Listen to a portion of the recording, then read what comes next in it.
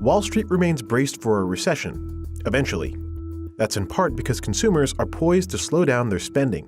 March was really kind of a big month in terms of spending slowdown, but it's not just bad news. We're not seeing things deteriorating at a really rapid pace, but the slowdown is there. But a recession may never materialize if consumers keep spending. I continue to think that it's possible that this time is really different. And the reason is there's just so much excess demand, really, in the labor market. I mean, it's been amazing how resilient, in a way, the consumer has been to this inflationary shock. The consumer is still very strong. They're just spending differently. People are still spending, and that has been important to the economy. We've been talking about the possibility of recession for what felt like, a very, very long time. And for now, the global economy is holding up. But some people are reining in their budgets. I don't like to save my money, and that was part of the problem. I like to spend money. I felt like a lot of people might have a similar experience, especially since we live in a consumer economy. How much longer can consumers keep the U.S. economy afloat? Many Americans are reworking their budgets as inflation stays hot. So last year I was living in Arizona, I was paying rent, and I was getting frustrated because my income it felt like it was disappearing. It felt like I wasn't making progress on my savings goals, and I felt like, how am I supposed to not be a renter if I can't save enough to not be a renter anymore? So that was one of the contributing factors to me moving back home to California, where the income is actually higher and the cost of living is higher as well. But because I'm living at home, I'm saving on that. The reality is that as prices are rising, the things that you have to pay for, the everyday expenses, your rent, your mortgage, your utilities, food, all of that is increasing, and increasing dramatically in some cases. In a February 2023 survey, 4 out of 5 consumers said they were tightening budgets by buying less in bulk or shopping around more often for better deals. These sorts of micro decisions have a huge influence on the pace of economic growth. Consumer spending represents more than half of the economy. It's close to 70%. If consumer spending is strong, that alone is, generally speaking, enough to keep the economy from slipping into a recession. In Europe, it's a little bit less.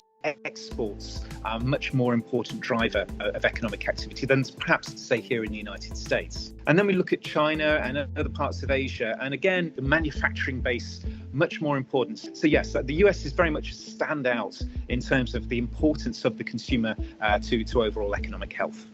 The strong consumer spending may be keeping inflation hot. In March 2021, the headline inflation rate shot past the Federal Reserve's target of 2%. Fast forward to April 2023, and inflation remained close to 5% annually. The escalating prices are only just beginning to slow people down. Consumers still have the financial buffer. Even when spending is slowing, the process might be gradual because they still have money in their bank accounts. At the end of 2023's first quarter, gross domestic product grew at 1.1%. While not negative, this growth isn't strong enough to rule out the possibility of a recession. Something is occurring underneath the hood here. People are shifting what they buy. People spent big on physical goods during lockdowns, but services are now commanding the strongest spend. When you're looking at where spending is taking place, particularly as you're looking at travel and leisure and entertainment, that is a higher income consumer. According to McKinsey, many people remain ready to splurge on experiences. Spending in other categories like restaurants and apparel are up too, but so are absolute necessities. I'm feeling it when it comes to food, which is so weird for me because I've never really concerned myself with how much food costs. What drives consumer spending? Well, it's either your income or your access to debt. Or you can run down your savings. This pressure from all three factors is going to make, even if we don't get a recession, it's going to be quite a painful economic period for many, many households in America. Economists believe that people with less money may turn to credit to cover expenses in this economy. I think it's really scary how much people are using credit to be able to afford what they need to have every day.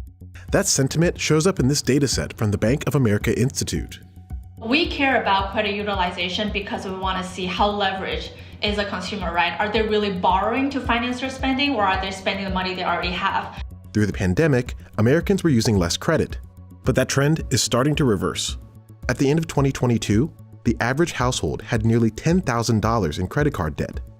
Analysts believe that nationwide credit card debt may soon reach $1 trillion, an all-time high. Putting everyday expenses on credit is so very dangerous because we know that as interest rates have been rising, so have rates on credit cards. So is the interest that you're paying on that money that you are indeed borrowing to pay for everyday expenses. Credit card interest rates have never been higher, topping 20% nationwide in February. These interest rates move up and down depending on the central bank's federal funds rate. And these rates are generally only charged to customers who carry a monthly balance. As consumers run into headwinds, other parts of the economy are flashing warning signs too. There's been a lot of speculation since the recent failures of a couple of large banks. This could spark a reduction in credit. You know, banks are becoming much more nervous. They've seen a bit of deposit flight in some of these small and regional banks. This combination of higher borrowing costs and reduced access to credit, this double pincer movement, if you like, on the household and the corporate sector of America is, I think, what could be really, really concerning and damaging for the growth prospects. While the average consumer is doing well, the economy is split. This demand could be driven by strong growth in assets, particularly housing. In the US, home prices have risen nationwide by more than 30% since 2020. Roughly 2/3 of US households own a home. Economists believe that these house price increases can amplify spending. If you do in fact have equity in your home, you may potentially be in the market for a home equity line of credit. This is the ability to borrow against your home value. But there are risks of home equity lines of credit too, especially depending on the path of interest rates. You have to keep in mind that you are indeed borrowing money here. And so there will be interest rates on this amount of money that you're borrowing. So it's something to consider, but to look at very carefully to make sure that you're still able to cover the cost of living in your home. The Federal Reserve, for now, says those interest rates will stay higher for longer. With today's action, we have raised interest rates by 5 percentage points in a little more than a year. We are seeing the effects of our policy tightening on demand. It will take time, however, for the full effects of monetary restraint to be realized, especially on inflation. When this rate's going up, it makes economic conditions tighter for everybody, especially people without assets. It's been the most aggressive and rapid pace of interest rate increases for 40 years. We can all feel it in our pockets. So I had this form up in my bio on my social media, and I said, hey, would you like a budget? Fill this out. I'll send you a budget. And over 200 people replied in the span of 3 days, which was completely overwhelming. No, I did not get to everybody. That was shocking, the amount of people that I was worried for. Another factor may be weighing on Americans. The average tax refund in 2023 is lower than it was in 2022. This can affect the purchasing power of moderate income families. But another positive sign for the lower income is that their wage level, their wage growth is still the highest among all income cohorts. And now if you think about the other side of income spectrum, the higher income folks, our data is showing that their wage levels are falling, right? What they're making in the paycheck right now might be smaller than a year ago, but they're not seeing so much of a drawdown in their bank savings because they presumably accumulate a lot of savings over the pandemic. So with these two factors combined, I think both ends of income spectrum are facing some headwind, but there's other counter factor that provides additional buffer to them. Leading economists haven't declared a recession as of May 2023, but some do see early signs of a slowdown mounting. I think if you view this post-COVID recovery as an era that has been elevating into the atmosphere, I think it's losing its energy now. It hasn't yet started to turn down, but I think it's clearly facing stronger headwinds now. I think it's unlikely that we're currently in a recession, and probably the biggest reason for that is that the labor market is as strong as it is. Many of those open jobs are in demanding industries like food and hospitality. The future path of the economy could depend on whether businesses can pay these workers a living wage. From an incomes perspective, they're not as good as perhaps they were. We had this period where income inequality perhaps perhaps shrunk. But now I fear that we are once again in the situation where those that have got the cash are in a much better position than those that are unfortunately struggling a little bit more.